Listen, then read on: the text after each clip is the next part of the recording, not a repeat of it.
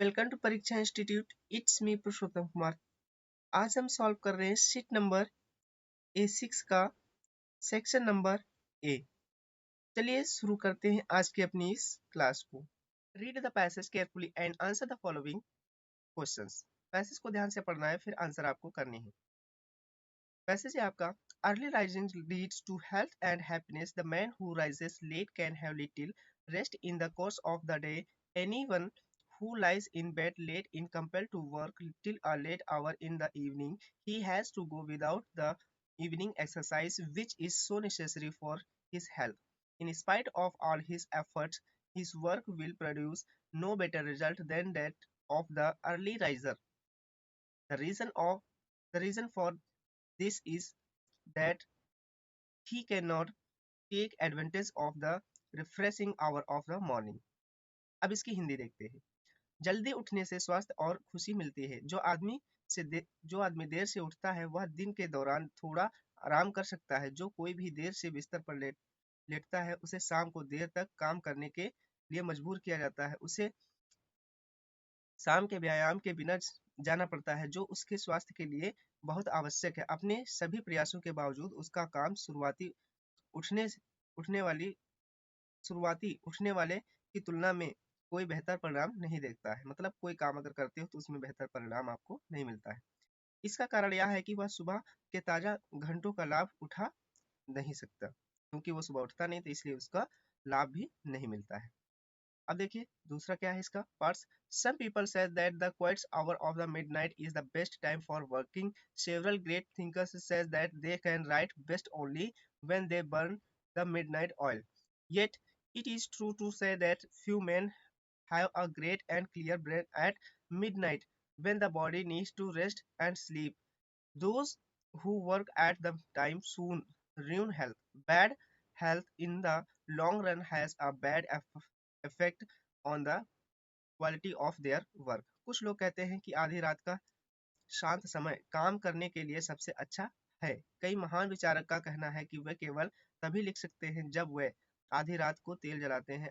और फिर भी यह कहना सच है कि कुछ पुरुषों के पास आधी रात को एक महान और स्पष्ट मस्तिष्क होता है, जब शरीर को आराम और नींद की आवश्यकता होती है। जो लोग उस समय काम करते हैं वे जल्द ही स्वास्थ्य को बर्बाद कर देते हैं। खराब स्वास्थ्य लंबे समय में उनके काम की गुणवत्ता पर बुरा प्रभाव डालता है। अब देखिए, अब इससे रिलेटेड है क्वेश्चन है first number, what are the benefits of rising early in the morning. सुबह जल्दी उठने के क्या फायदे हैं। Early rising has several benefits. It leads to better health and happiness. When a person rises early, they can take advantage of the refreshing hours of the morning.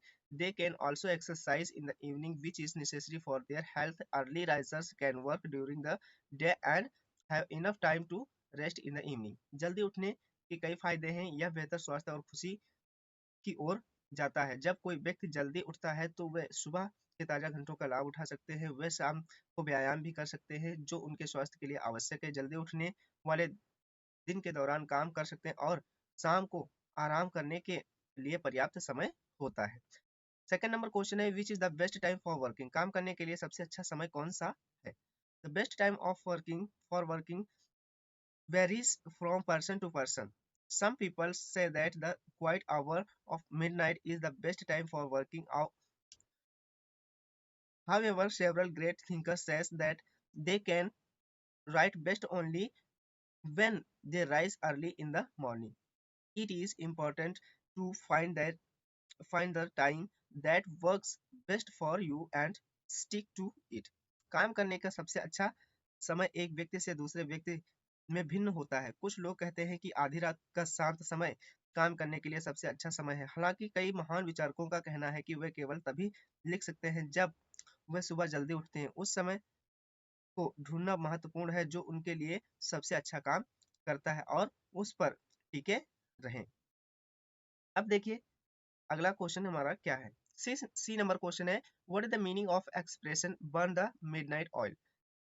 अब देखिए, the expression burn the midnight oil का मतलब होता है mean to work late into the night, मतलब रात में देर रात तक काम करते रहना। Ultimately what is the effect of the late rising. अब देखिए प्राय देर से उठने का, अंततः देर से उठने का क्या मतलब, उसका प्रभाव क्या पड़ता है उसके बारे में बताना है। Ultimately, late rising can have a negative effect on a person's health and work.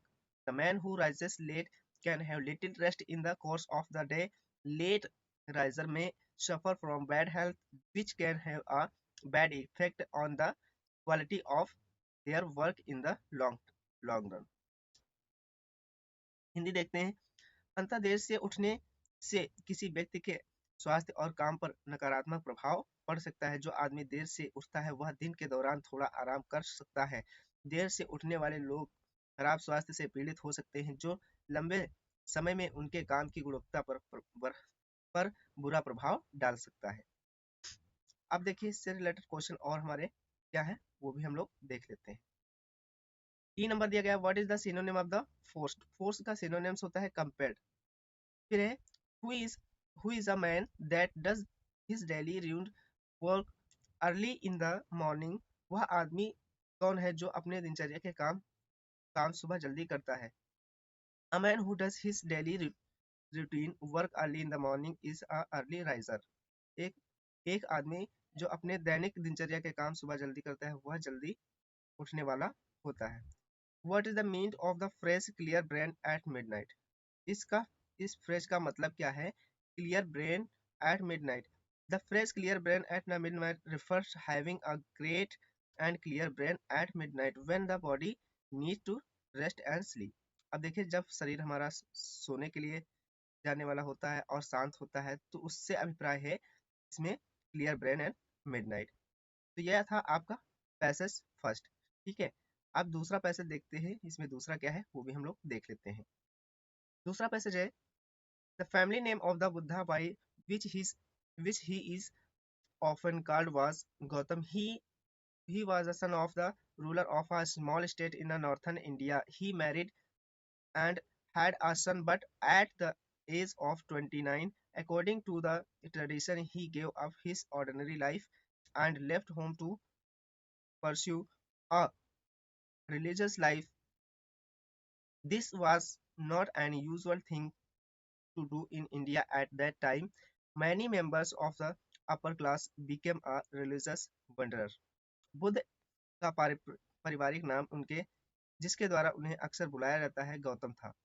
वह उत्तरी भारत में एक छोटे से राज्य के शासक का पुत्र था। उन्होंने शादी की और उनका एक बेटा भी था, लेकिन 29 साल की उम्र में परंपरा के अनुसार उन्होंने अपना सामान्य जीवन छोड़ दिया और धार्मिक जीवन जीने के लिए घर छोड़ दिया।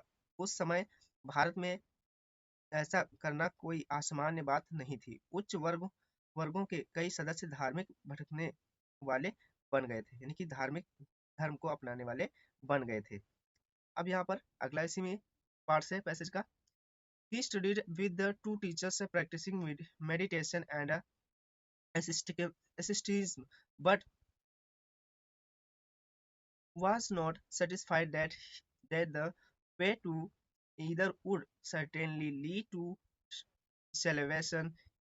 He wandered on seeking the true faith. He fasted until he was nearly dead, but to no avail finally. While sitting under the famous tree of the enlightenment, he went through several stages of a meditation, at the end of which he could say, rebirth has been destroyed. I have no more to do with this world. He had become Buddha, that is to say, the enlightenment one. He had apparently entered nirvana even in this life, and in any case would not be born again। अब उन्होंने ध्यान और तपस्या का अभ्यास करने वाले दो शिक्षकों के साथ अध्ययन किया, लेकिन इस बात से संतुष्ट नहीं थे कि दोनों में से किसी का मार्ग निश्चित रूप से मोक्ष की ओर ले जाएगा। वह सच्चे मार्ग की तलाश में भटकता रहा। उन्होंने तब तक उपवास किया जब तक कि वह लगभग मर नहीं गया, लेकिन कोई फायदा नहीं हुआ। अंत में प्रसिद्ध आत्मज्ञान के पेड़ के नीचे बैठे हुए वह ध्यान के कई चरणों से गुजरा, जिसके अंत में वह कह सकता था कि पुनर्जन्म नष्ट हो गया है, मेरा इस दुनिया से कोई लेना देना नहीं है। वह बुद्ध बन गया था, जिसका अर्थ है प्रबुद्ध व्यक्ति। उन्होंने स्पष्ट रूप से इस जीवन में भी निर्वाण में प्रवेश किया था और किसी भी मामले में फिर से जन्म नहीं लेंगे। अब देखिए इसमें क्वेश्चन इससे related, when did Gautam Buddha leave home? Gautam Buddha ने घर कब छोड़ा? Gautam Buddha left his home at the age of 29। जब वो 29 साल के थे तब उन्होंने अपना घर छोड़ दिया था। Why did Buddha observe fast? Buddha ने उपवास क्यों रखा? According to the passage, Buddha observed fast until he was nearly dead but to no avail। गद्यांश के अनुसार बुद्ध ने तब तक उपवास किया जब तक कि वह लगभग मर नहीं गया, लेकिन कोई फायदा नहीं हुआ। सी नंबर है, why did Buddha leave his hometown? Buddha ने अपना गृह नगर क्यों छोड़ा? The passage state that the Buddha left his hometown to pursue a religious life. गद्यांश के अनुसार कहा गया कि बुद्ध ने धार्मिक जीवन जीने के लिए अपना गृह नगर छोड़ दिया। Passing through several stages of a meditation, what could the say at the end? ध्यान की कई अवस्थाओं से गुजरते हुए अंत में आप क्या कह सकते हैं? After passing through several stages of meditation, Buddha could say, rebirth has been destroyed. I have no more to do with this world। ध्यान के कई चरणों से गुजरने के बाद बुद्ध कह सकते थे कि पुनर्जन्म नष्ट हो गया है, मेरा इस दुनिया से कोई लेना देना नहीं है। अब देखिए इससे रिलेटेड और भी क्वेश्चंस हैं, उनको देख लेते हैं। One who abandons his family life and adopted solitary life is called। अब देखिए जो अपने पारिवारिक जीवन को त्याग कर एकांत जीवन को अपनाता है उसे क्या कहते हैं? उसको कहते हैं सन्यासी, क्योंकि सन्यासी को घर परिवार से मतलब नहीं होता है। What is the synonym of the deliverance? Deliverance का सिनोनिम्स, अब देखो मुक्ति जिसका मतलब होता है इसका पर्याय बताना है आपको। Synonym of deliberate is celebration. गद्यांश में मुक्ति का यहाँ पर सिनोनिम्स क्या हो सकता है? मोक्ष यानी कि celebration. What does the word tree to enlightenment refer to? अब देखो आत्मज्ञान का वृक्ष शब्द का क्या अर्थ है? The tree of the enlightenment refer to the Bodhi tree under which Buddha attain enlightenment. ज्ञान का वृक्ष बोधि वृक्ष को संदर्भित करता है जिसके नीचे बुद्ध को ज्ञान प्राप्त हुआ था। तो इस तरह से यह आपका पैसेज कंप्लीट हो जाता है। पैसेज अगर ये वीडियो आपको अच्छी लगी तो वीडियो को लाइक और सब्सक्राइब करना चैनल को मत भूलें। मिलते हैं नेक्स्ट वीडियो में। कीप वॉचिंग परीक्षा इंस्टीट्यूट।